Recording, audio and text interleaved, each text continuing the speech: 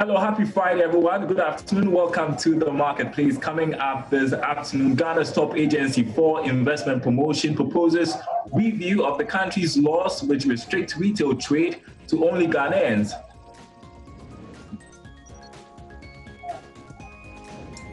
If you're planning to travel, Metro Mass Transit may not be an option. Workers are on a sit-down strike. We'll bring you the latest.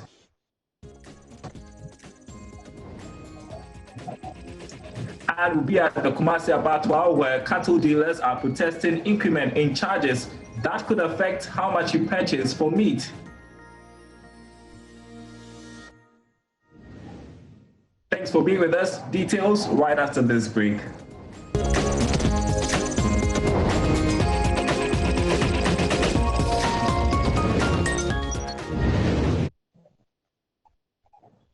And welcome back to our program this afternoon. My name is Darryl Kwao. Chief Executive of the Ghana Investment Promotion Center, Yofi Grant, is proposing a review of the country's laws that restrict retail markets to only Ghanaians. The current investment laws bar foreigners from trading in the retail space unless they invest $1 million and employ about 20 locals.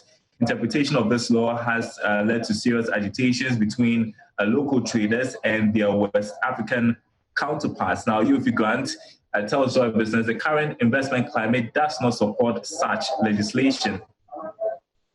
Researched the impact. You do an impact analysis of some of your laws and see whether they are working.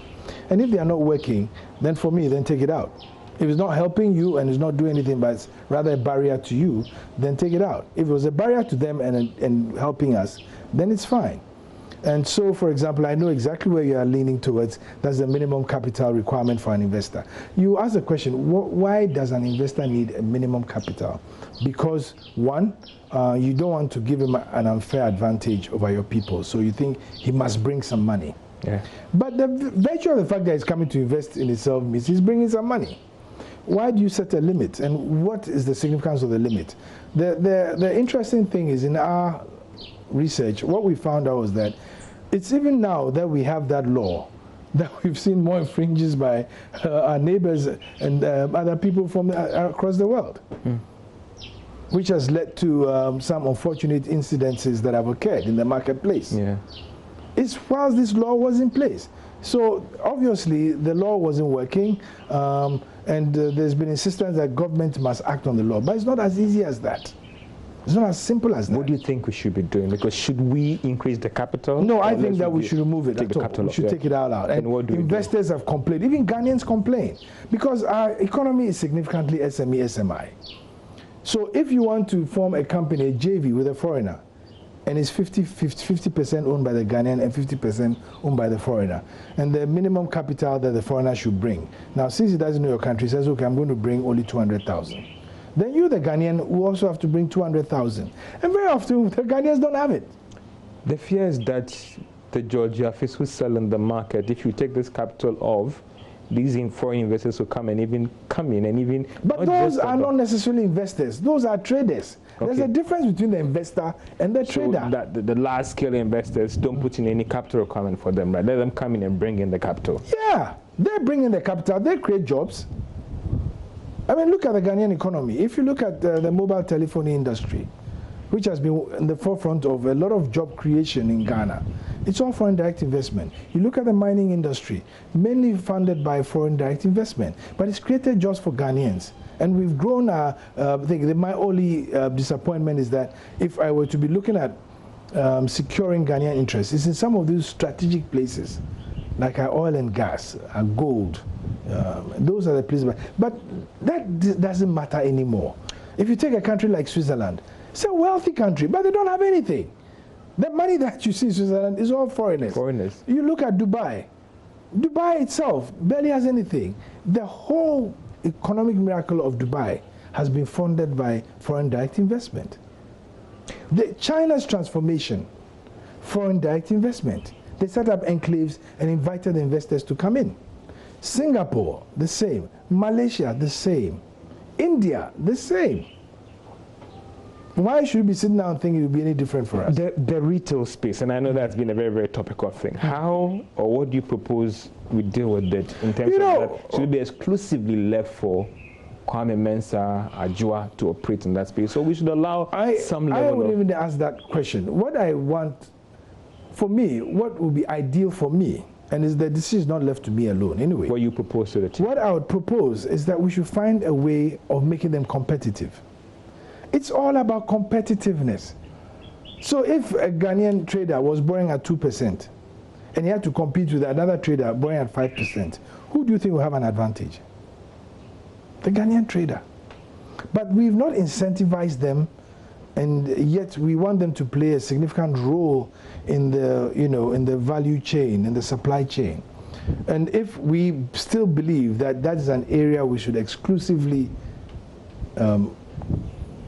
keep for Ghanaians. Interesting turn of events when it comes to retail trade. The thoughts of the CEO of Ghana Investment Promotion Center, Yofi Grant. Another important development on the trade front we want to update you on: the Deputy Trade Minister, Carlos Ahenkwa, has resigned today after he breached COVID-19 protocols. In a statement from the presidency, President Akufo-Addo acknowledged accepting the Tema West MP's resignation from office with immediate effect. Mr. Carlos Ahenkwa admitted on Asempa FM on Thursday that he visited voter registration centers with full knowledge that he had tested positive for COVID-19. Meanwhile, President Akufo-Addo is admonishing all of his appointees to bear in mind that they are to provide leadership at all times for adherence to the protocols that have been established to help the nation defeat the COVID-19 pandemic.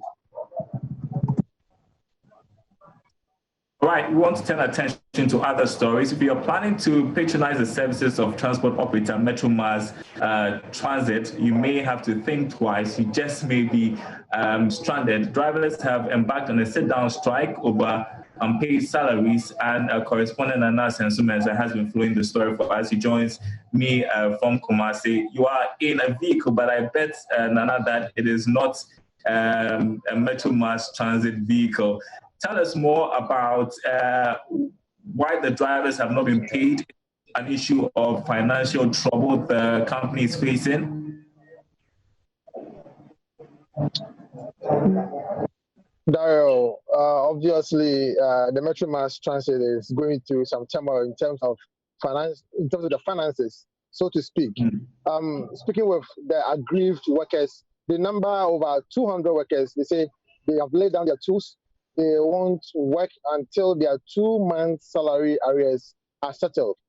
That is the common song they are all singing. They say that they are tired and sick of not being paid at the end of the month, and the situation is getting worse. So they are saying that they're not going to resume their position until their debt are settled. Dario. Okay, so we are talking about 200 drivers, several buses grounded. It certainly had some impact on movement and commercial activities. Tell us about the impact. Sure, Dario. On a normal day, when you get to the KUMASI Metromass depot, you see many buses coming to and fro. It's a very busy place, but today when you get to the forecourt, you will see commuters stranded and frustrated. And some of them I spoke with told me they got to the depot around 5 a.m. to catch the first bus, but to their surprise, they realized that the drivers are on strike. And let me also add that it's not only drivers, it is the conductors, the mechanics, and then the drivers. They are all singing the same song. They are not resuming. So commuters are stranded, and now they are resorting to the minibuses, the trotros, and then the other transport operators to, transport their goods and then also travel to their nearby villages. Also, another situation I also chanced on where, you see, Metromass is one form of transportation that most of the people rely on in terms of carting goods. So I saw perishable goods like fruits and vegetables lying on the floor under the sun, and it will get spoiled, let's say, in some few hours. So owners of these perishable goods were also frustrated, and then they were saying that they're supposed to transport their goods to market centers, the nearby villages and other areas across the country. But with the situation, it seems that the goods might at the mercy of the scorching sun. Daryl. And this is not the first time workers have embarked on a strike. We know for how long this sit-down strike is going to be going on for, and have we had anything from the management of the company yet? Management have declined any comment, but we've been speaking with the union chair and then the welfare secretary of the aggrieved workers of the Metro Mass, and then they are saying that they are maintaining their position. They will not resume the normal work until their arrears are also settled. And then also the 2 months arrears is just at the top of their several concerns. Another concerns they raised were that most of the buses are grounded with minor faults that will take like 200 cedis, 500 cedis to be repaired. But management, their maintenance culture is very bad to the extent that they've left these buses to rot, and it's really affecting them. So until these issues or concerns are settled, they will not resume their position, Dario, and I'm not sure they will resume any moment from now. Right, thank you so much, Nana Sensume. So obviously there are financial troubles there that have to be investigated. I appreciate your reporting this afternoon. And you're watching the marketplace. We'll still stay in the Ashanti region because cattle dealers at the KUMASI abattoir are protesting a 400% increment in what they term landing fee for each cattle brought to the facility. Now, management of the abattoir increased the fee from 1 to 5 Ghana cedis. Now, management, as I've indicated, would not relent, but the cattle dealers are also protesting and are calling for them to rescind their decision. Here's more from Mohammed Nuruddin.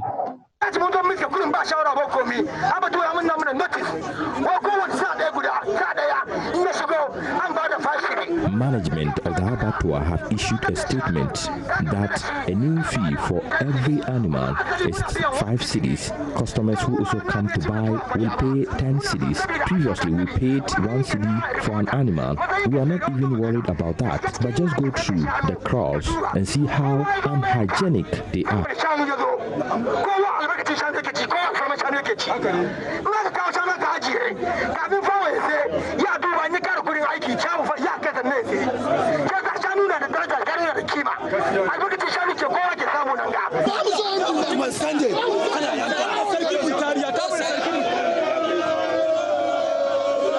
The cattle dealers burnt plastics in front of the managing director's office. It took reinforcement of police to calm the situation.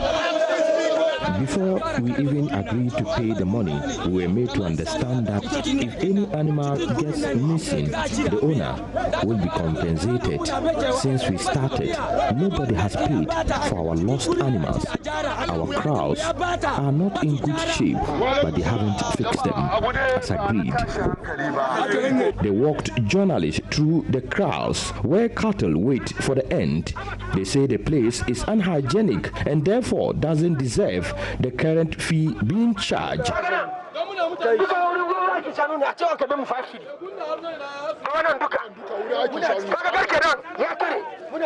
Look at how spread the muddy mixture is, and they want us to pay 5 cedis for each animal. Everything here is not in good shape.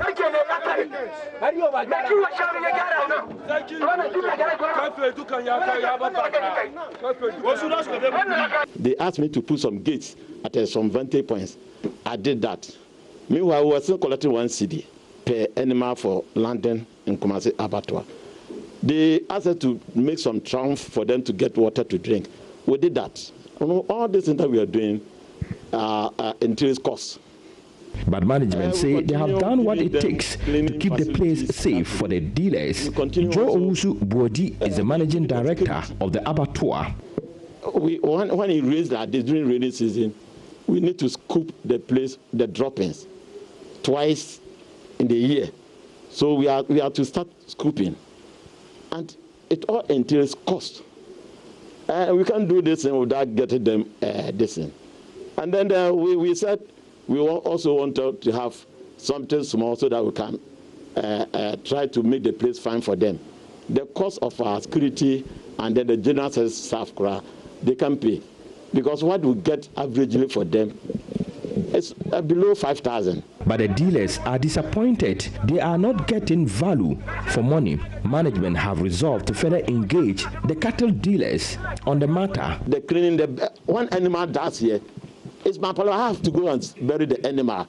And how much are they costing me? It costs one animal, how much?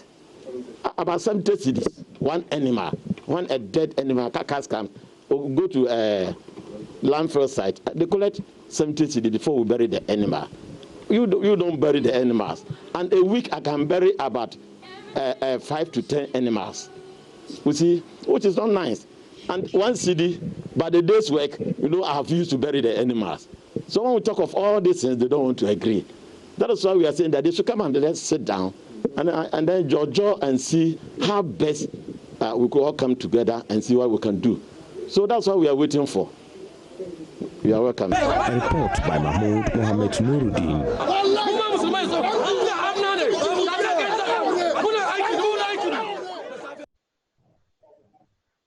You know what that means, right? It may just impact how much you buy your meat for. You're watching the marketplace. Now, it is difficult to get a job these days. Companies are laying off and some others are just not employing because of the economic toll of the COVID-19 pandemic. So how about a solution? Joining me is lead developer Eyes of Africa, Henry Kobla, who has put together a work group called SkillMind.co, connecting professionals to opportunities. He joins me to talk about it.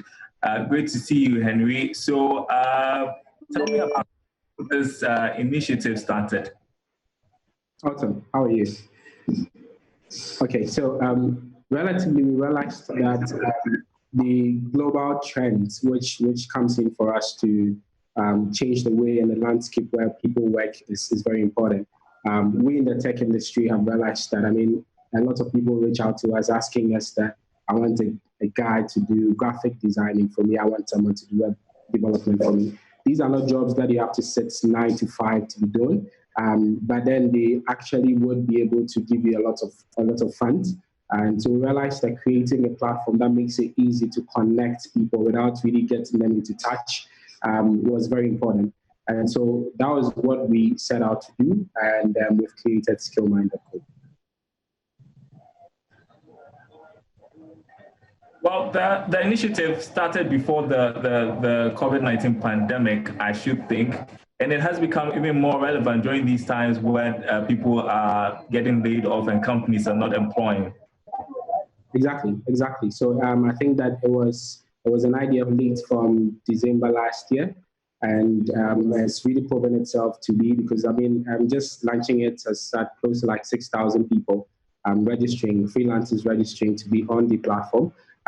Just last week, we had someone just crack like 12,000, so they're just doing a brand work for a company, which is impressive because relatively this guy is just out of school from TTU, and he's only just sitting in the house waiting to graduate and then get on.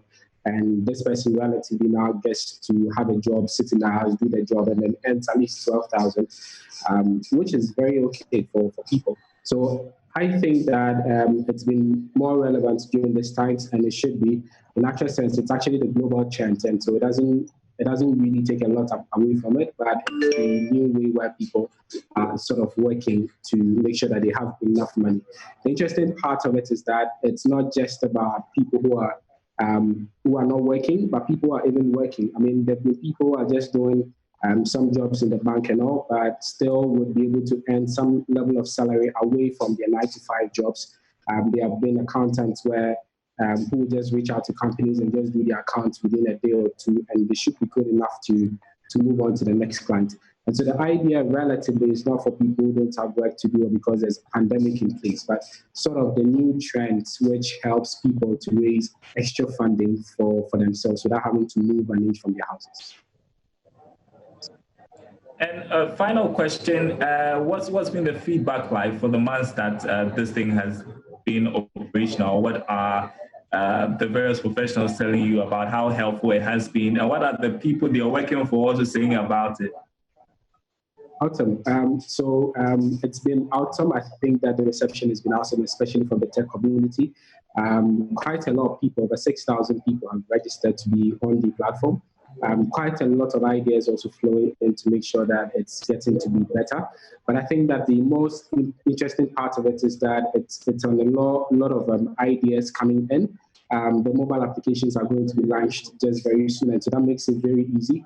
The idea is that I want to get people to work without having to think of data, without having to think of where they are.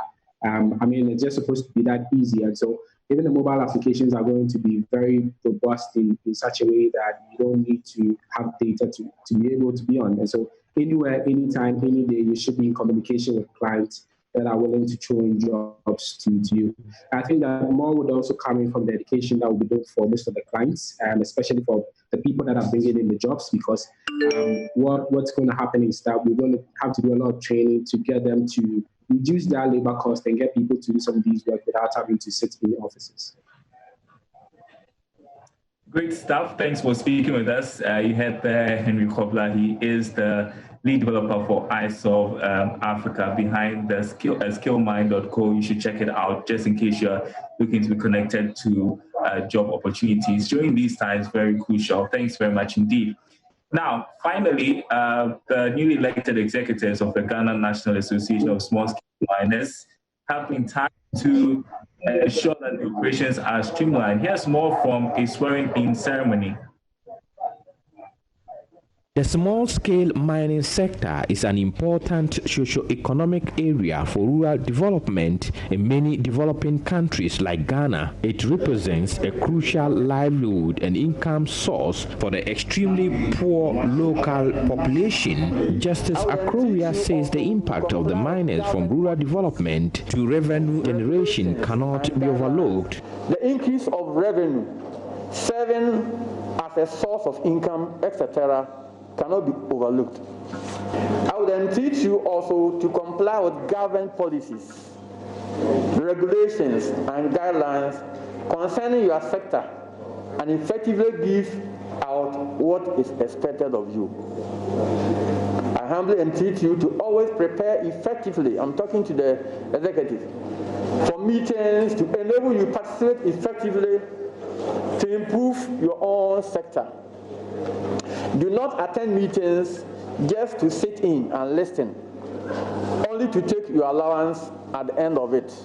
So be participants at your various meetings. I also entreat you to ensure discipline, promote unity, and live harmoniously among yourselves and within the association. Avoid unnecessary rivalries and ugly competitions. Let your impacts be outstanding and help improve the well-being of your members. Also, about 51% of people employed in the sector are women, but unfortunately their needs and rights are generally ignored. There should therefore be specific policy interventions to address this issue. We are also aware of the dangers that mercury use poses to health of miners and people living in mining communities. We should together promote mercury-free processing technologies in small-scale mines. Marks the opening of another chapter. President of the association, Philip Kwasi Akufo, urges members to continue to practice sustainable mining and avoid causing havoc to the environment. The association is going to work seamlessly with the Minerals Commission and other state agencies to promote sustainable mining and discourage illegal mining. A report by Mahmoud Mohamed Nuruddin.